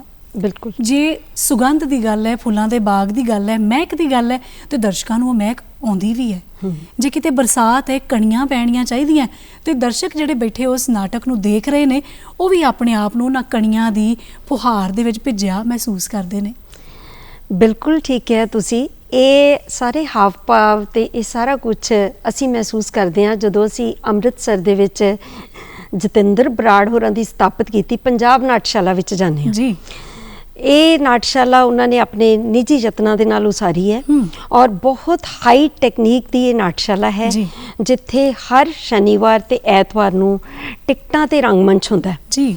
ਔਰ ਪੰਜਾਬੀ ਰੰਗਮੰਚ ਦੀ ਟਿਕਟਾਂ ਦੇ ਵਿੱਚ ਜਿਹੜੀ ਪਿਰਤ ਅੰਮ੍ਰਿਤਸਰ ਦੇ ਵਿੱਚ ਪਈ ਹੈ, ਅੰਮ੍ਰਿਤਸਰ ਦੇ ਵਿੱਚ ਲੋਕ ਇਸ ਤਰ੍ਹਾਂ ਨਾਟਕ ਵੇਖਣ ਆਉਂਦੇ ਨੇ ਜਿਸ ਤਰ੍ਹਾਂ ਫਿਲਮ ਦੇਖਣ ਜਾਈਦਾ ਜੀ। ਔਰ ਇਹਦੇ ਵਿੱਚ ਮੈਂ ਤੁਹਾਨੂੰ ਕਹਾਂਗੀ ਕਿ ਜਦੋਂ ਪੰਜਾਬ ਨਾਟਸ਼ਾਲਾ ਸ਼ੁਰੂਆਤੀ ਦੌਰ ਵਿੱਚ ਸ਼ੁਰੂ ਹੋਈ, ਇਹਦੇ ਮੁੱਢਲੇ ਦੌਰ ਵਿੱਚ ਜਤਿੰਦਰ ਬਰਾੜ ਹੋਰੀ ਲੋਕਾਂ ਨੂੰ ਪਾਸ ਦਿੰਦੇ ਸੀ ਕਿ ਲੋਕ ਜਿਹੜੇ ਨੇ ਉਹ ਨਾਟਕ ਵੇਖਣ ਆਉਣ।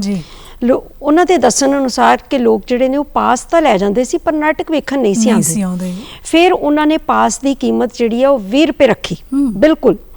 ਔਰ ਜਦੋਂ ਇਹ ਕੀਮਤ ਰੱਖੀ ਤਾਂ ਫਿਰ ਜਿਹੜੇ ਲੋਕ ਨਾਟਕ ਵੇਖਣ ਆਉਂਦੇ ਸੀ, ਜਦੋਂ ਉਹ ਨਾਟਕ ਵੇਖ ਕੇ ਜਾਣ ਲੱਗਦੇ ਸੀ, ਉਹਨਾਂ ਦੇ ਉਹ 20 ਰੁਪਏ ਉਹਨਾਂ ਨੂੰ ਵਾਪਸ ਕਰ ਦਿੱਤੇ ਜਾਂਦੇ ਸੀ ਜੀ। ਦੇਖੋ ਇਸ ਤਰ੍ਹਾਂ ਉਹਨਾਂ ਨੇ ਪੰਜਾਬੀ ਰੰਗਮੰਚ ਦਾ ਲੋਕਾਂ ਦੇ ਪ੍ਰਤੀ ਇੱਕ ਰੁਝਾਨ ਜਿਹੜਾ ਉਹ ਪੈਦਾ ਕੀਤਾ। ਤੇ ਅੱਜ ਉਸ ਹਾਈ ਟੈਕਨੀਕ ਦੀ ਨਾਟਸ਼ਾਲਾ ਦੇ ਵਿੱਚ ਤੁਸੀਂ ਮੀਂਹ ਵਰਦੇ ਨੂੰ ਵੀ ਮਹਿਸੂਸ ਕਰਦੇ ਹੋ ਤੇ ਪੰਜੀਰੀ ਬਣ ਰਹੀ ਹੈ ਤੇ ਉਹਦੀ ਖੁਸ਼ਬੋਈ ਵੀ ਮਹਿਸੂਸ ਕਰਦੇ ਹੋ ਤੇ ਬਹੁਤ ਉੱਚ ਪੱਧਰ ਦੀ ਹੈ। ਔਰ ਜਿੱਥੇ ਕੇਵਲ ਪੰਜਾਬ ਤੋਂ ਹੀ ਨਹੀਂ ਪੂਰੇ ਹਿੰਦੁਸਤਾਨ ਦੇ ਵਿੱਚੋਂ ਰੰਗ ਮੰਡਲੀਆਂ ਜਿਹੜੀਆਂ ਨੇ ਉਹ ਨਾਟਕ ਖੇਡਣ ਆਉਂਦੀਆਂ ਨੇ। ਈਵਨ ਪਾਕਿਸਤਾਨ ਤੋਂ, ਬਾਹਰਲੇ ਮੁਲਕਾਂ ਤੋਂ ਲੋਕ ਜਿਹੜੇ ਨੇ ਉੱਥੇ ਨਾਟਕ ਖੇਡਣ ਆਉਂਦੇ ਨੇ।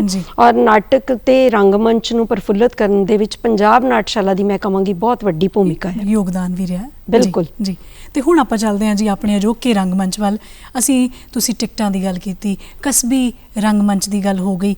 ਉਸ ਤੋਂ ਬਾਅਦ ਹੈ ਵੀ ਹੁਣ ਰੰਗਮੰਚ ਜਿਹੜਾ ਰੰਗਕਰਮੀ ਤੇ ਰੰਗਕਰਮੀਆਂ ਦੇ ਵਿੱਚ ਇਸਤਰੀ ਦਾ ਯੋਗਦਾਨ ਵੀ ਹੈ ਵੀ ਉਹਦੇ ਬਗੈਰ ਜਿਹੜਾ ਹੈ ਉਹ ਰੰਗਮੰਚ ਦੀ ਉਹ ਜਿਹੜੀ ਨਕਸ਼ ਨੁਹਾਰ ਉਹ ਮੈਨੂੰ ਲੱਗਦਾ ਕਿ ਉੱਭਰ ਕੇ ਸਾਹਮਣੇ ਨਹੀਂ ਆਉਂਦੇ ਜਦ ਤੱਕ ਉਹਦਾ ਨਖਰਾ ਜਾਂ ਉਹਦੀਆਂ ਸਿੱਲੀਆਂ ਅੱਖਾਂ ਦੇ ਜਿਹੜੇ ਕਹੇ ਹੋਏ ਸ਼ਬਦ ਨੇ ਜਾਂ ਕਹੇ ਹੋਏ ਜਿਹੜੇ ਡਾਇਲੌਗ ਨੇ ਉਹ ਲੋਕਾਂ ਤੱਕ ਨਹੀਂ ਪਹੁੰਚਦੇ। ਬਹੁਤ ਅੱਛਾ ਸਵਾਲ ਤੁਸੀਂ ਕੀਤਾ ਹੈ। ਸਭ ਤੋਂ ਪਹਿਲਾਂ ਤਾਂ ਆਪਾਂ ਦੇਖਦੇ ਹਾਂ ਕਿ ਜਦੋਂ ਰੰਗਮੰਚ ਸ਼ੁਰੂ ਹੋਇਆ ਉਦੋਂ ਇਸਤਰੀਆਂ ਦੀ ਭੂਮਿਕਾ ਮਰਦ ਹੀ ਨਿਭਾਇਆ ਕਰਦੇ ਸਨ। ਔਰ ਜਿਹੜੇ ਸਾਡੇ ਕੋਲ ਇਤਿਹਾਸਕ ਹਵਾਲੇ ਨੇ, ਪੁਸਤਕਾਂ ਦੇ ਮਾਧਿਅਮ ਰਾਹੀਂ ਸਾਨੂੰ ਇਹ ਪਤਾ ਲੱਗਦਾ ਹੈ ਕਿ ਡਾਕਟਰ ਹਰਚਰਨ ਸਿੰਘ ਹੋਰਾਂ ਦੀ ਧਰਮ ਪਤਨੀ ਧਰਮ ਕੌਰ ਨੇ ਪਹਿਲਾ ਨਾਟਕ ਅਨਜੋੜ 1941 ਦੇ ਵਿੱਚ ਜਿਹੜਾ ਉਹ ਖੇਡਿਆ ਸੀ। ਔਰ ਪਰ ਪਿਛਲੇ ਕੁਝ ਸਮੇਂ ਦੇ ਵਿੱਚ ਅੰਮ੍ਰਿਤਸਰ ਤੋਂ ਕੇਵਲ ਧਾਲੀਵਾਲ ਜਿਹੜੇ ਮੰਚ ਰੰਗਮੰਚ ਦੇ ਸੰਸਥਾਪਕ ਨੇ, ਪੰਜਾਬ ਨਾਟਕ ਅਕੈਡਮੀ ਦੇ ਪ੍ਰਧਾਨ ਵੀ ਨੇ, ਉਹਨਾਂ ਨੇ ਇਹ ਸਥਾਪਿਤ ਕੀਤਾ ਹੈ ਕਿ ਪੰਜਾਬੀ ਰੰਗਮੰਚ ਦੀ ਪਹਿਲੀ ਅਭਿਨੇਤਰੀ ਗੁਰਬਖਸ਼ ਸਿੰਘ ਪ੍ਰੀਤਲੜੀ ਦੀ ਬੇਟੀ ਓਮਾ ਗੁਰਬਖਸ਼ ਸਿੰਘ ਹੈ ਜੀ। ਔਰ ਜਿਹੜੇ ਕਿ ਪ੍ਰੀਤਨਗਰ ਦੇ ਵਿੱਚ ਰੰਗਮੰਚ ਕਰਦੇ ਰਹੇ ਨੇ। ਔਰ ਉਹ ਪਹਿਲਾ ਜਿਹੜਾ ਨਾਟਕ ਉਹਨਾਂ ਦੁਆਰਾ ਖੇਡਿਆ ਗਿਆ, ਇੱਥੇ ਸਿਰਫ ਤਰੀਕ ਦਾ ਹੀ ਹੇਰਫੇਰ ਹੈ, ਸਾਲ ਦਾ ਹੇਰਫੇਰ ਹੈ ਜਿਹਦੀ ਮੈਂ ਗੱਲ ਤੁਹਾਨੂੰ ਦੱਸਾਂਗੀ। ਜਿਹੜਾ ਅਨਜੋੜ ਨਾਟਕ ਸੀ ਉਹ 1941 ਦੇ ਵਿੱਚ ਖੇਡਿਆ ਗਿਆ ਤੇ ਜਿਹੜਾ ਨਾਟਕ ਓਮਾ ਭੈਣ ਜੀ ਨੇ ਖੇਡਿਆ ਉਹ 1939 ਦੇ ਵਿੱਚ, ਉਸ ਨਾਟਕ ਦਾ ਨਾਮ ਸੀ ਰਾਜਕੁਮਾਰੀ ਲਤਿਕਾ ਜੀ। ਇਹ ਨਾਟਕ ਗੁਰਬਖਸ਼ ਸਿੰਘ ਪ੍ਰੀਤਲੜੀ ਉਹਨਾਂ ਦਾ ਲਿਖਿਆ ਹੋਇਆ ਸੀ। ਇਹਦੇ ਵਿੱਚ ਭੂਮਿਕਾ ਜਿਹੜੀ ਆ ਉਹ ਓਮਾ ਭੈਣ ਜੀ ਨੇ ਨਿਭਾਈ। ਹੁਣ ਓਮਾ ਭੈਣ ਜੀ ਸਾਡੇ ਦਰਮਿਆਨ ਨਹੀਂ ਨੇ, ਪਰ ਮੈਂ 2016 ਦੇ ਵਿੱਚ ਉਹਨਾਂ ਨੂੰ ਪ੍ਰੀਤਨਗਰ ਮਿਲ ਕੇ ਆਈ ਤਾਂ ਇਹ ਗੱਲ ਉਹਨਾਂ ਨੇ ਆਪ ਵੀ ਮੇਰੇ ਨਾਲ ਸਾਂਝੀ ਕੀਤੀ। ਉਹਨਾਂ ਨਾਲ ਮੈਂ ਇੱਕ ਮੁਲਾਕਾਤ ਕੀਤੀ ਸੀ ਤੇ ਉਹ ਮੁਲਾਕਾਤ ਮੇਰੀ ਅਖਬਾਰ ਦੇ ਵਿੱਚ ਵੀ ਲੱਗੀ ਸੀ। ਤਾਂ ਉਹਨਾਂ ਨੇ ਦੱਸਿਆ ਉਸ ਤੋਂ ਬਾਅਦ ਤਾਂ ਫਿਰ ਪ੍ਰੇਰਨਾ ਲੈਂਦੇ ਹੋਏ ਅੱਜ ਦੇ ਸਮੇਂ ਵਿੱਚ ਨਵਜੋਤ ਜੀ ਮੈਂ ਤੁਹਾਨੂੰ ਦੱਸਾਂ ਬਹੁਤ ਸਾਰੀਆਂ ਲੜਕੀਆਂ ਨੇ ਜਿਹੜੀਆਂ ਰੰਗਮੰਚ ਨਾਲ ਜੁੜੀਆਂ ਹੋਈਆਂ ਨੇ। ਔਰ ਅੰਮ੍ਰਿਤਸਰ ਦੇ ਵਿੱਚ ਹੀ ਜਦੋਂ ਮੈਂ ਰਿਸਰਚ ਕੀਤੀ ਹੈ ਤਾਂ ਬਹੁਤ ਸਾਰੇ ਰੰਗਕਰਮੀਆਂ ਨੇ ਦੱਸਿਆ ਕਿ ਹਰ ਇੱਕ ਗਰੁੱਪ ਦੇ ਨਾਲ ਘੱਟੋ ਘੱਟ 3-4 ਕੁੜੀਆਂ ਜਿਹੜੀਆਂ ਨੇ ਉਹ ਰੰਗਮੰਚ ਕਰਦੀਆਂ ਨੇ। ਔਰ ਇਹ ਜਿਹੜੀਆਂ ਲੜਕੀਆਂ ਰੰਗਮੰਚ ਕਰ ਰਹੀਆਂ ਨੇ ਸਿਰਫ ਕਲਾਕਾਰੀ ਨਹੀਂ ਨੇ, ਇਹਨਾਂ ਦੇ ਵਿੱਚੋਂ ਕੁਝ ਤਾਂ ਇਹੋ ਜਿਹੀਆਂ ਨੇ ਜਿਨ੍ਹਾਂ ਨੇ ਆਪਣੀਆਂ ਰੰਗ ਮੰਡਲੀਆਂ ਵੀ ਬਣਾਈਆਂ ਨੇ, ਉਹ ਨਿਰਦੇਸ਼ਕ ਵੀ ਨੇ। ਅਮਨ ਭੋਗਲ ਹੈ, ਰਜਿੰਦਰ ਭੋਗਲ ਹੋਰਾਂ ਦੀ ਬੇਟੀ, ਅੰਮ੍ਰਿਤਸਰ ਤੋਂ ਮਨਦੀਪ ਘਈ ਹੈ, ਡਾਕਟਰ ਨੀਤਾ ਮਹਿੰਦਰਾ ਜੀ ਨੇ, ਦੀਪ ਮਨਦੀਪ ਹੈ, ਇਹ ਉਹ ਨੇ ਜਿਨ੍ਹਾਂ ਨੇ ਆਪਣੀਆਂ ਰੰਗ ਮੰਡਲੀਆਂ ਬਣਾਈਆਂ ਹੋਈਆਂ ਨੇ, ਆਪ ਰੰਗਮੰਚ ਜਿਹੜੀਆਂ ਨੇ ਉਹਨੂੰ ਨਿਰਦੇਸ਼ਿਤ ਕਰਦੀਆਂ ਨੇ। ਸੋ ਸਿਰਫ ਕਲਾਕਾਰੀ ਨਹੀਂ, ਸੋ ਕਲਾਕਾਰ ਤਾਂ ਲੜਕੀਆਂ ਇਸ ਸਮੇਂ ਬਹੁਤ ਵੱਡੀ ਗਿਣਤੀ ਦੇ ਵਿੱਚ ਪੰਜਾਬੀ ਰੰਗਮੰਚ ਦੇ ਨਾਲ ਜੁੜੀਆਂ ਹੋਈਆਂ ਨੇ ਤੇ ਇਹ ਜੁੜੀਆਂ ਇਦਾਂ ਵੀ ਇਹਨਾਂ ਨੇ ਰੰਗਮੰਚ ਨੂੰ ਵੀ ਨਵੇਂ ਆਯਾਮ ਵੀ ਬਖਸ਼ੇ ਨੇ ਤੇ ਦੂਜੇ ਰੰਗਕਰਮੀਆਂ ਦੇ ਨਾਲ ਜੁੜ ਕੇ ਜਦੋਂ ਇਹ ਰੰਗਮੰਚ ਵਿਦੇਸ਼ਾਂ ਦੀ ਧਰਤੀ ਤੇ ਪਹੁੰਚਦਾ ਹੈ ਤੇ ਉੱਥੇ ਪੰਜਾਬੀ ਰੰਗਮੰਚ ਜਿਹੜਾ ਹੈ ਉਹ ਕਿਹੜੀ ਸਥਿਤੀ ਦੇ ਵਿੱਚ ਆਪਣੇ ਆਪ ਨੂੰ ਵੇਖਦੇ ਹਾਂ ਅਸੀਂ, ਤੇ ਅਗਾਂਹ ਆਉਣ ਵਾਲੇ ਸਮੇਂ ਦੇ ਵਿੱਚ ਵੀ ਉਹਦੇ ਵਿੱਚ ਨਾਲ ਹੀ ਚੜ੍ਹਦੇ ਲਹਿੰਦੇ ਪੰਜਾਬ ਦਾ ਇਹ ਦੋਵੇਂ ਰਲਾ ਕੇ ਪੁੱਛ ਲਏ ਹੈ ਤਾਂ ਕਿ ਕਿਉਂਕਿ ਦੋਵੇਂ ਵਿਦੇਸ਼ ਵਾਲੇ ਪਾਸੇ ਨੇ। ਬਿਲਕੁਲ ਬਿਲਕੁਲ ਠੀਕ। ਜਿਹੜਾ ਜਦੋਂ ਆਪਾਂ ਗੱਲ ਕਰਦੇ ਹਾਂ ਪੰਜਾਬੀ ਰੰਗਮੰਚ ਦੀ, ਇਹ ਕੇਵਲ ਹੁਣ ਪ੍ਰਾਂਤਕ ਪੱਧਰ ਤੇ ਹੀ ਨਹੀਂ, ਰਾਸ਼ਟਰੀ ਪੱਧਰ ਤੇ ਅੰਤਰਰਾਸ਼ਟਰੀ ਪੱਧਰ ਤੇ ਵੀ ਹੋ ਰਿਹਾ ਜੀ। ਜਦੋਂ ਸ਼ੁਰੂਆਤੀ ਦੌਰ ਦੇ ਵਿੱਚ ਜਿਹੜੇ ਇਧਰੋਂ ਰੰਗਕਰਮੀ ਜਾਂਦੇ ਸੀ, ਗੁਰਸ਼ਰਨ ਭਾਜੀ ਜਾਂਦੇ ਸੀ, ਕੇਵਲ ਧਾਲੀਵਾਲ ਹੋਰੀ, ਹਰਦੀਪ ਗਿੱਲ ਜੀ, ਹਨਾ, ਇਹ ਇਧਰਲੇ ਜਿਹੜੀਆਂ ਸਕ੍ਰਿਪਟਸ ਹੁੰਦੀਆਂ ਸੀ ਉਹਨਾਂ ਦੀ ਪੇਸ਼ਕਾਰੀ ਜਾ ਕੇ ਕਰਦੇ ਸੀ। ਪਰ ਵੱਡੇ ਨਾਮ ਜਿਹੜੇ ਇਹਨਾਂ ਦੀਆਂ ਸਕ੍ਰਿਪਟਾਂ ਲਿਖੀਆਂ ਹੋਈਆਂ, ਹੁਣ ਮੈਂ 2017 ਦੇ ਵਿੱਚ ਕੈਨੇਡਾ ਦੇ ਵਿੱਚ ਨਾਹਰ ਸਿੰਘ ਔਜਲਾ ਜੀ ਨੂੰ ਮਿਲੀ, ਕੁਲਵਿੰਦਰ ਖਹਿਰਾ ਜੀ ਨੂੰ ਮਿਲੀ, ਉਹ ਰੰਗਕਰਮੀ ਨੇ, ਨਾਟਕਕਾਰ ਵੀ ਨੇ, ਰੰਗਕਰਮੀ ਵੀ ਨੇ। ਉਹਨਾਂ ਨੇ ਦੱਸਿਆ ਕਿ ਹੁਣ ਅਸੀਂ ਉਧਰਲੀਆਂ ਜਿਹੜੀਆਂ ਸਮੱਸਿਆਵਾਂ ਨੇ, ਉਧਰਲੇ ਪੰਜਾਬ ਮਤਲਬ ਜਿਹੜੇ ਪੰਜਾਬੀ ਗਏ ਹੋਏ ਨੇ, ਉਹਨਾਂ ਦੀਆਂ ਜਿਹੜੀਆਂ ਸਮੱਸਿਆਵਾਂ ਨੇ ਉਹਨਾਂ ਨੂੰ ਲੈ ਕੇ ਨਾਟਕ ਲਿਖੇ ਨੇ। ਉਹਨਾਂ ਨਾਟਕਾਂ ਦੇ ਵਿੱਚ ਸੁਪਰ ਵੀਜ਼ਾ ਨਾਟਕ ਹੈ, ਡਾਲਰਾਂ ਦੀ ਦੌੜ ਹੈ, ਹਨਾ, ਇਸ ਤੋਂ ਇਲਾਵਾ ਅੰਨੀਆਂ ਗਲੀਆਂ, ਹੋਰ ਬਹੁਤ ਸਾਰੇ ਸ਼ੁਰੂਆਤੀ ਦੌਰ ਦੇ ਜਿਹੜੇ ਉਧਰਲੇ ਰੰਗਕਰਮੀ ਨੇ, ਅਜਮੇਰ ਰੋਡੇ ਜੀ, ਸਾਧੂ ਬੇਨਿੰਗ ਜੀ, ਉਹਨਾਂ ਨੇ ਪਿਰਤਾਂ ਪਾਈਆਂ ਨੇ ਤੇ ਹੁਣ ਵੱਡੇ ਪੱਧਰ ਤੇ ਉਧਰ ਵੀ ਪੰਜਾਬੀ ਰੰਗਮੰਚ ਹੁੰਦਾ ਜੀ। ਤੇ ਤੁਹਾਡਾ ਜਿਹੜਾ ਅਗਲਾ ਸਵਾਲ ਹੈ ਚੜ੍ਹਦਾ ਤੇ ਲਹਿੰਦਾ ਪੰਜਾਬ, ਦੇਖੋ 1947 ਦੀ ਹਿੰਦੁਸਤਾਨ ਦੀ ਵੰਡ ਤੋਂ ਬਾਅਦ ਇਹ ਦੁਖਾਂਤ ਵਾਪਰਿਆ ਕਿ ਨਵਾਂ ਮੁਲਕ ਪਾਕਿਸਤਾਨ ਹੋਣ ਦੇ ਵਿੱਚ ਆਇਆ ਔਰ ਪੰਜਾਬ ਦੀ ਵੰਡ ਹੋ ਗਈ। ਹੁਣ ਪੰਜਾਬ ਜਿਹੜਾ ਹੈ ਉਹ ਸਾਡਾ ਪੰਜਾਬ ਜਿਹੜਾ ਉਹ ਚੜ੍ਹਦਾ ਪੰਜਾਬ ਹੈ ਤੇ ਪਾਕਿਸਤਾਨੀ ਪੰਜਾਬ ਜਿਹੜਾ ਉਹ ਲਹਿੰਦਾ ਪੰਜਾਬ ਹੈ। ਮਾਫ ਕਰਨਾ ਜੀ। ਤਾਂ ਇਹ ਜਿਹੜਾ ਲਹਿੰਦਾ ਪੰਜਾਬ ਹੈ, ਇੱਥੇ ਜ਼ਿਆਦਾ ਵਪਾਰਕ ਰੰਗਮੰਚ ਹੋ ਰਿਹਾ, ਪਰ ਇੱਥੇ ਕੁਝ ਰੰਗ ਮੰਡਲੀਆਂ ਨੇ ਜਿਨ੍ਹਾਂ ਦੀ ਮੈਂ ਆਪਣੀ ਖੋਜ ਦੇ ਦਰਮਿਆਨ ਜਿਨ੍ਹਾਂ ਨਾਲ ਮੇਰੀ ਗੱਲਬਾਤ ਹੋਈ ਹੈ, ਉਹਨਾਂ ਦੇ ਵਿੱਚੋਂ ਅਜੋਕਾ ਥੀਏਟਰ ਹੈ, ਮਾਸ ਫਾਊਂਡੇਸ਼ਨ ਹੈ, ਆਮਿਰ ਨਵਾਜ਼ ਹੋਰਾਂ ਦੀ, ਮਲਿਕ ਅਸਲਮ ਹੋਰਾਂ ਦਾ ਆਜ਼ਾਦ ਰੰਗਮੰਚ ਹੈ, ਹੁਮਾ ਸਫਦਰ ਜੀ ਦਾ ਸੰਗਤ ਥੀਏਟਰ ਹੈ, ਸਲਾਮਤ ਪ੍ਰੋਡਕਸ਼ਨ ਹੈ, ਹੋਰ ਬਹੁਤ ਸਾਰੇ ਰੰਗਕਰਮੀ ਨੇ। ਉਹ ਇਸ ਵੇਲੇ ਉਧਰ ਜਿਹੜਾ ਹੈ ਉਹ ਸ਼ੌਕੀਆ ਰੰਗਮੰਚ ਕਰ ਰਹੇ ਨੇ, ਪਰ ਕਸਬੀ ਪੱਧਰ ਦਾ ਜੀ, ਠੀਕ ਹੈ, ਪ੍ਰੋਫੈਸ਼ਨਲ ਲੈਵਲ ਦਾ ਰੰਗਮੰਚ ਉਹ ਲੋਕ ਕਰਦੇ ਨੇ, ਜਿੰਨੀ ਮੇਰੀ ਉਹਨਾਂ ਨਾਲ ਗੱਲਬਾਤ ਹੋਈ ਹੈ ਫੋਨ ਤੇ ਮਾਧਿਅਮ ਨਾਲ। ਔਰ ਉਧਰ ਜਿਹੜਾ ਹੈ ਇਸ ਤਰ੍ਹਾਂ ਦਾ ਰੰਗਮੰਚ ਹੋ ਰਿਹਾ, ਪਰ ਉੱਥੇ ਉਹਨਾਂ ਦੇ ਦੱਸਣ ਅਨੁਸਾਰ ਜਿਹੜਾ ਵਪਾਰਕ ਰੰਗਮੰਚ ਹੈ ਉਹ ਜ਼ਿਆਦਾ ਹੋ ਰਿਹਾ। ਉਸ ਵਪਾਰਕ ਰੰਗਮੰਚ ਦਾ ਜਦੋਂ ਸ਼ੁਰੂਆਤੀ ਦੌਰ ਸੀ, ਉੱਥੇ ਸੁਹੇਲ ਅਹਿਮਦ, ਬੱਬੂ ਬਰਾਲ ਵਗੈਰਾ, ਇਫਤਕਾਰ ਠਾਕੁਰ ਹੋਰਾਂ ਨੇ ਜਦੋਂ ਇਹ ਰੰਗਮੰਚ ਸ਼ੁਰੂਆਤੀ ਦੌਰ ਦਾ ਸੀ, ਉਦੋਂ ਤਾਂ ਇਹਦਾ ਲੈਵਲ ਜਿਹੜਾ ਬਹੁਤ ਵਧੀਆ ਸੀ, ਆਪਾਂ ਕਵਾਂਗੇ ਇਸ ਨੂੰ ਹਰ ਤਰ੍ਹਾਂ ਦੀ ਆਡੀਅנס ਦੇਖਦੀ ਸੀ। ਪਰ ਹੁਣ ਉਹਦੇ ਵਿੱਚ ਨਾ ਕੁਝ ਅਸ਼ਲੀਲਤਾ ਜਿਹੜੀ ਉਹ ਜ਼ਿਆਦਾ ਹਾਵੀ ਹੋ ਗਈ ਹੈ। ਤਾਂ ਉਹ ਦੱਸਦੇ ਨੇ ਕਿ ਇਹ ਜਿਹੜਾ ਵਪਾਰਕ ਰੰਗਮੰਚ ਹੈ ਇਹ ਰਾਤ ਨੂੰ 9 ਵਜੇ ਸ਼ੁਰੂ ਹੋ ਕੇ ਰਾਤ ਨੂੰ 1:30 ਵਜੇ ਤੱਕ ਚੱਲਦਾ ਹੈ। ਇਹਦੀਆਂ ਟਿਕਟਾਂ ਵੀ ਬਹੁਤ ਮਹਿੰਗੀਆਂ ਹੁੰਦੀਆਂ ਨੇ ਔਰ ਇਹਦੀ ਆਡੀਅנס ਦੇ ਵਿੱਚ ਬੱਚੇ ਜਾਂ ਔਰਤਾਂ ਸ਼ਾਮਲ ਨਹੀਂ ਹੁੰਦੀਆਂ। ਸੋ ਇਹ ਉਧਰ ਵਪਾਰਕ ਰੰਗਮੰਚ ਹੋ ਰਿਹਾ ਹੈ, ਪਰ ਉਧਰਲੀਆਂ ਮੰਡਲੀਆਂ, ਮੈਂ ਨਵਜੋਤ ਜੀ ਤੁਹਾਨੂੰ ਦੱਸਾਂਗੀ ਕਿ ਅੰਮ੍ਰਿਤਸਰ ਦੇ ਵਿੱਚ ਇੱਕ ਪੁਨਰਜੋਤ ਸੰਸਥਾ ਹੈ ਤੇ ਕੇਵਲ ਧਾਲੀਵਾਲ, ਹਰਦੀਪ ਗਿੱਲ ਹੋਰਾਂ ਦੇ ਇਹਨਾਂ ਯਤਨਾਂ ਦੇ ਨਾਲ ਬਹੁਤ ਸਾਰੇ ਸਾਡੇ ਰੰਗਕਰਮੀ ਜਿਹੜੇ ਨੇ ਉਧਰ ਜਾਂਦੇ ਰਹੇ ਨੇ। ਕੇਵਲ ਧਾਲੀਵਾਲ ਜੀ, ਹਰਦੀਪ ਗਿੱਲ, ਡਾਕਟਰ ਸਤੀਸ਼ ਕੁਮਾਰ ਵਰਮਾ, ਇਹ ਸਾਰੇ ਉਧਰ ਜਾਂਦੇ ਨੇ ਜਿਹੜੇ ਰੰਗਮੰਚ ਕਰਦੇ ਰਹੇ ਨੇ। ਔਰ ਇਹਨਾਂ ਨੇ ਜਿਹੜਾ ਉਧਰਲੀਆਂ ਰੰਗ ਮੰਡਲੀਆਂ ਇੱਧਰ ਆਉਂਦੀਆਂ ਰਹੀਆਂ ਨੇ, ਜਿਵੇਂ ਅਸੀਂ ਇੱਥੇ ਅਜੋਕਾ ਥੀਏਟਰ ਦਾ ਬੁੱਲਾ ਨਾਟਕ ਦੇਖਿਆ ਹੈ, ਮਾਸ ਫਾਊਂਡੇਸ਼ਨ, ਹੁਮਾ ਸਫਦਰ ਜੀ ਦੇ ਨਾਟਕ ਲੁਧਿਆਣਾ ਵਿੱਚ ਹੋਏ ਨੇ, ਆਮਿਰ ਨਵਾਜ਼ ਹੋਰਾਂ ਨੇ ਅੰਮ੍ਰਿਤਸਰ ਦੇ ਵਿੱਚ, ਦਿੱਲੀ ਦੇ ਵਿੱਚ ਹਰ ਜਗ੍ਹਾ ਨਾਟਕ ਖੇਡੇ ਨੇ। ਸੋ ਇਹ ਆਦਾਨ ਪ੍ਰਦਾਨ ਜਿਹੜਾ ਕਲਾ ਦਾ, ਦੇਖੋ ਕਲਾ ਦਾ ਤਾਂ ਬਹੁਤ ਆਪਸ ਦੇ ਵਿੱਚ ਗਹਿਰਾ ਰਿਸ਼ਤਾ ਹੁੰਦਾ ਹੈ। ਸੋ ਇਸ ਤਰ੍ਹਾਂ ਇਹ ਰੰਗਮੰਚ ਚੜ੍ਹਦੇ ਤੇ ਲਹਿੰਦੇ ਪੰਜਾਬ ਦੇ ਵਿੱਚ ਹੋ ਰਿਹਾ ਹੈ। ਸਾਡੇ ਇੱਧਰ ਸ਼ੌਕੀਆ ਰੰਗਮੰਚ ਹੋ ਰਿਹਾ ਹੈ। ਮੈਂ ਐਡ ਕਰਾਂਗੀ ਕਿ ਕੁਝ ਲੋਕ ਇਹ ਕਹਿੰਦੇ ਨੇ ਕਿ ਅਜੇ ਪੰਜਾਬੀ ਰੰਗਮੰਚ ਕਸਬੀ ਨਹੀਂ ਹੋਇਆ, ਪਰ ਬਹੁਤ ਸਾਰੇ ਅਜਿਹੇ ਰੰਗਕਰਮੀ ਮੈਨੂੰ ਮਿਲੇ ਨੇ ਜਿਨ੍ਹਾਂ ਦਾ ਕਸਬ ਵੀ ਜਿਹੜਾ ਹੈ ਉਹ ਰੰਗਮੰਚ ਹੈ ਜੀ। ਕੇਵਲ ਧਾਲੀਵਾਲ ਹੋ ਗਏ, ਮੁਕੇਸ਼ ਕੁੰਦਰਾ ਜੀ ਹੋ ਗਏ, ਰਜਿੰਦਰ ਰਾਜੂ, ਇਹ ਲੋਕ ਟੋਟਲੀ ਜਿਹੜੇ ਨੇ ਰੰਗਮੰਚ ਨਾਲ ਜੁੜੇ ਹੋਏ ਨੇ। ਜਦੋਂ ਰੰਗਕਰਮੀ, ਇਹ ਤਾਂ ਬੜੇ ਵੱਡੇ ਵੱਡੇ ਨਾਮ ਨੇ ਜਿਨ੍ਹਾਂ ਨੇ ਆਪਣੇ ਆਪ ਨੂੰ ਆਪਣੀਆਂ ਸਖਤ ਮਿਹਨਤਾਂ ਦੇ ਨਾਲ ਨਾ ਢਾਲ ਕੇ, ਪਕਾ ਕੇ ਕੁੰਦਨ ਬਣਾ ਲਿਆ। ਬਿਲਕੁਲ। ਉਹਨਾਂ ਦੇ ਗਾਂ ਵਿਦਿਆਰਥੀ ਵੀ ਜਿਹੜੇ ਜਿਨ੍ਹਾਂ ਦੇ ਅੰਦਰ ਚੇਟਕ ਹੈ ਉਹ ਲੱਗੇ ਹੋਏ ਨੇ। ਬਿਲਕੁਲ। ਪਰ ਜਿੱਥੇ ਅਸੀਂ ਨਾਲ ਇਹ ਕਹਿੰਦੇ ਹਾਂ ਕਿ ਰੰਗਮੰਚ, ਤੁਹਾਡੇ ਹੀ ਜਵਾਬ ਦੇ ਵਿੱਚ ਸੀ, ਥੋੜ੍ਹੀ ਦੇਰ ਰੰਗਮੰਚ ਕਰਦੇ ਨੇ, ਇੱਕ ਪੌੜੀ ਵਾਂਗ ਇਹਨੂੰ ਵਰਤਦੇ ਨੇ, ਫਿਰ ਪੰਜਾਬੀ ਫਿਲਮ ਇੰਡਸਟਰੀ ਇਸ ਵੇਲੇ ਪੂਰੀ ਆਪਣੇ ਜੋਬਨ ਤੇ ਹੈ।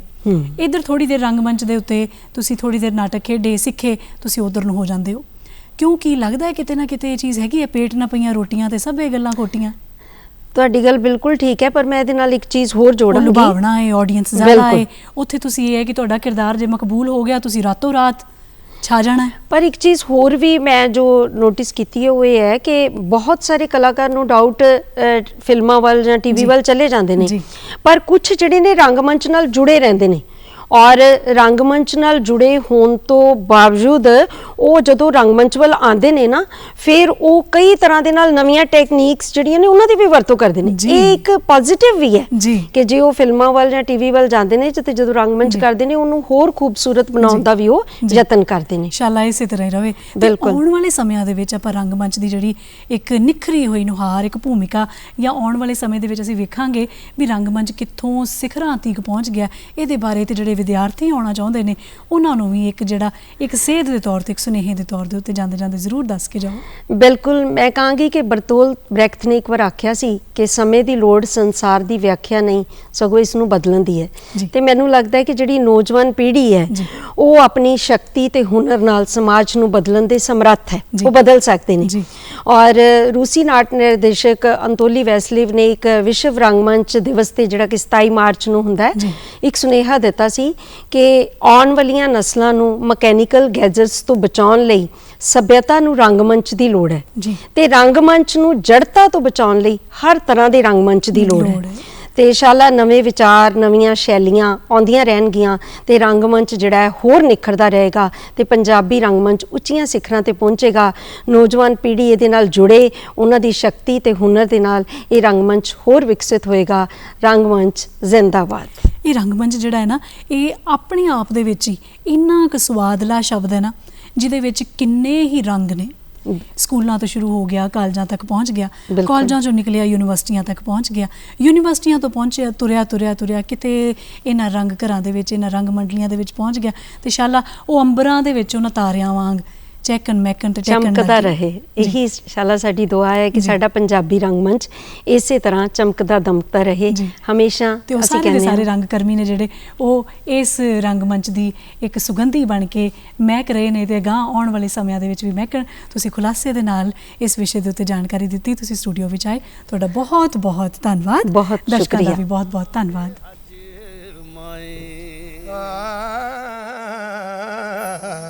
ਇੱਕ ਰਾਂਝਾ ਮੈਨੂੰ ਲੋੜੀਦਾ,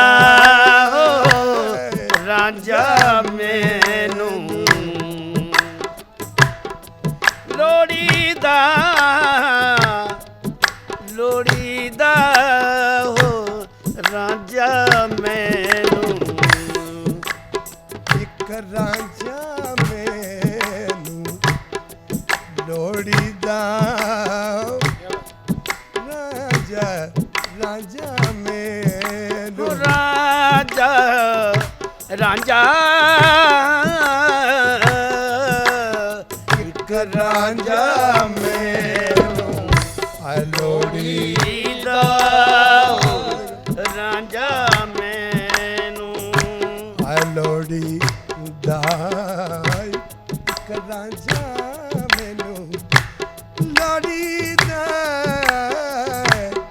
ਰਾਂਝਾ ਮੈਨੂੰ ਲੋੜੀਦਾ ਹੈ।